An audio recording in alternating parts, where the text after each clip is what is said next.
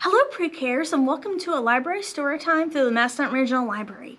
I'm Miss Stephanie, the Children's Librarian at the Page Public Library, and I am so excited today to be sharing books with you about turtles. And turtles are really cool. We've got a lot of them living in Virginia. And the coolest thing a turtle can do is if someone tries to bother it, it just hides in its shell, like that. So we're going to be reading some books about turtles. The first one is about real turtles.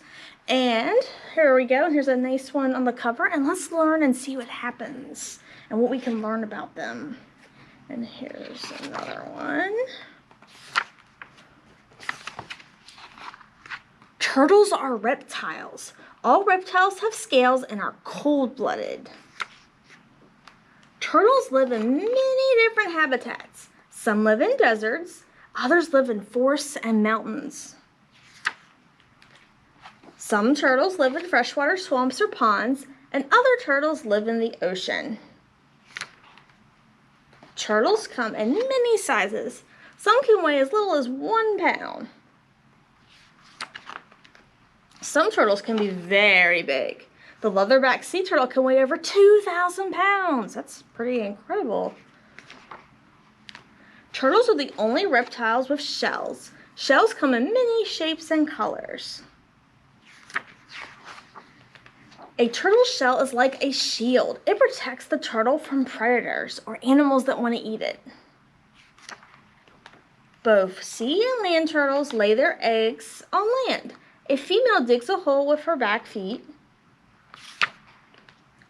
The female covers her eggs with dirt and leaves. Baby turtles are on their own after they hatch. There's a really cute picture of a baby turtle. All right, let's read another book about turtles. This one has many different animals in it, but the turtle's the main character. This is called Hooray for Books, and this is written by Brian Want.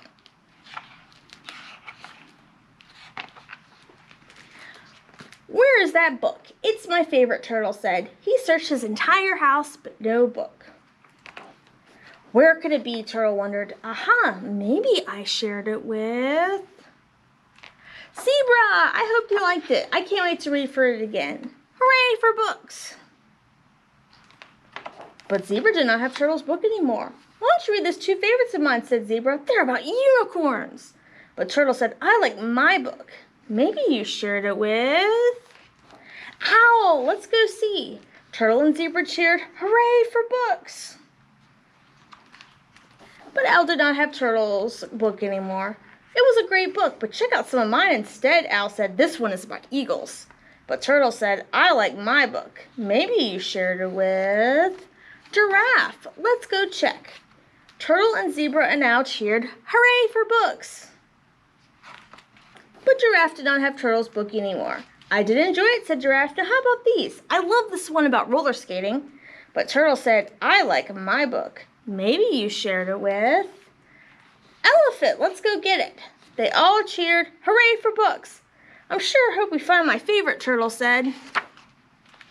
But Elephant did not have Turtle's book anymore. It was a very good story, Elephant said. Now I can share these with you. Here's one about juggling. But Turtle said, I like my book. Did you share it with Lion? There it is. I see it. That's my favorite. Turtle reached for the very last book on the bottom of Lion's giant pile and yanked hard. Thank you, Lion. Turtle cheered, I finally found my favorite. Hooray for books.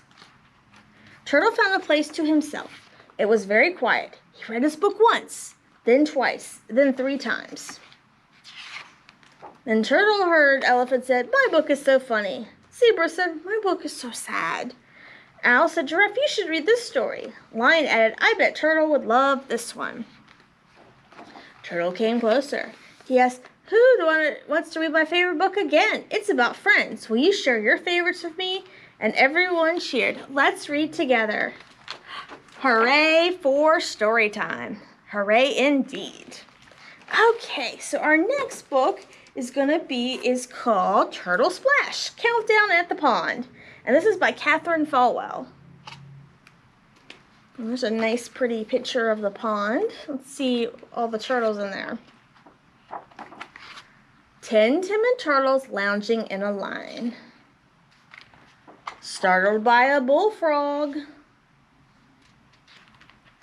And then there are 9. 9 napping turtles. The day is growing late. A rabbit rushes in the leaves. And now there are 8. 8 lazy turtles resting without care. A red squirrel scampered by the log.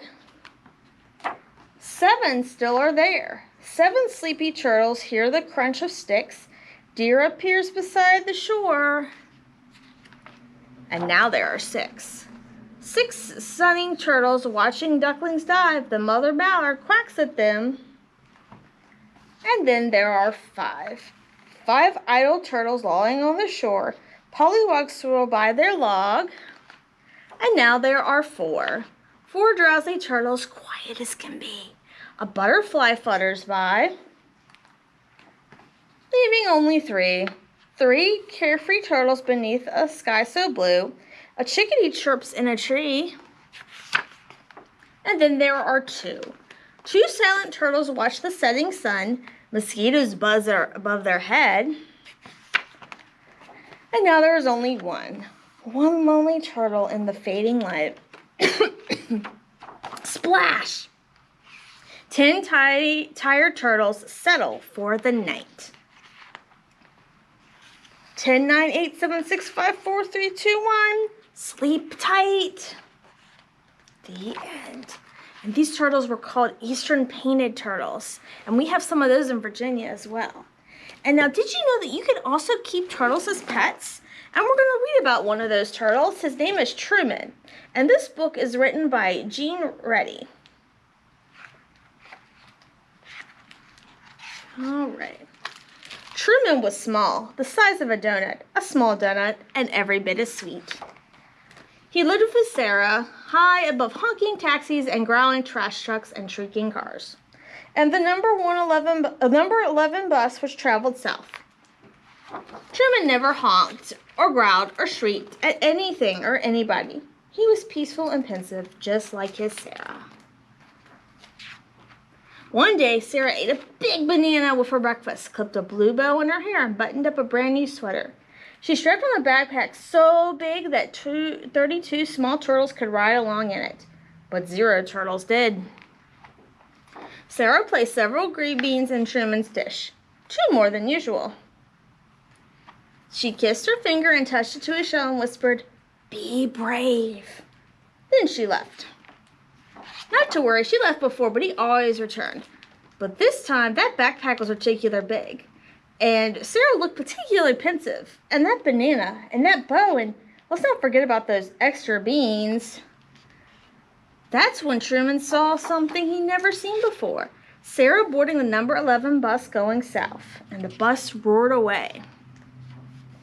Truman waited for Sarah to return. He waited and waited. He waited 1,000 hours, turtle hours that is, until he could wait no more. He would go after his Sarah and he would catch that bus, even if it seemed impossible. Boink. That's when he noticed the rocks, 3 rocks that had always been there. Ordinary rocks that now seemed extraordinary. So he's using them to climb out of his tank. And the arm of the couch, and the pillow prop just right, and that tall boot, and the rug, that glorious endless rug. Without Sarah, their home seemed vast and uncharted and unsettling.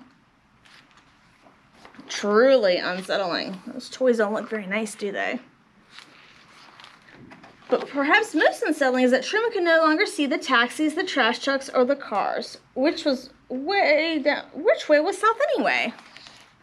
Now the sun hung low like Truman's head and heart. Just then, vroom, screech, whish. Up floors and under doors, Truman heard it, a bus. It was time to catch the number 11 south. Amidst the honking and growling and the shrieking, yet standing there in that ray of light, Truman felt peaceful and pensive and brave.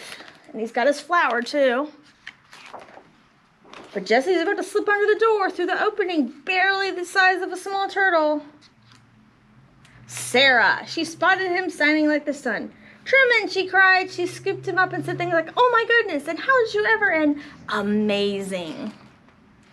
Sarah kissed her finger and touched it to his shell and tucked him safely back in his tank, where he was peaceful and pensive and proud. And just before bedtime, she read him a story.